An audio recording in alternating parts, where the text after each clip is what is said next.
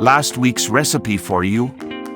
Adding borax to melt gold can be a useful technique to reduce the formation of oxides and other impurities during the melting process. Borax acts as a flux, which means it helps to remove impurities by forming a fluid slag layer that floats on top of the molten gold.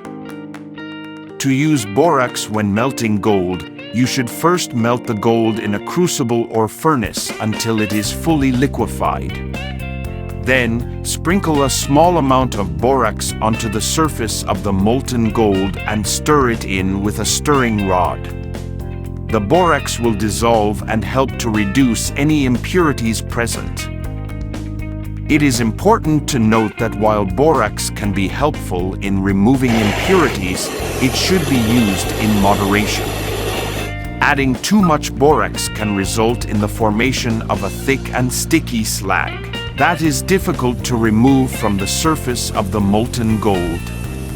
Additionally, care should be taken when handling molten gold, as it is extremely hot and can cause serious burns or other injuries if not handled properly. Hopefully useful for everyone. Thank you very much for watching the video.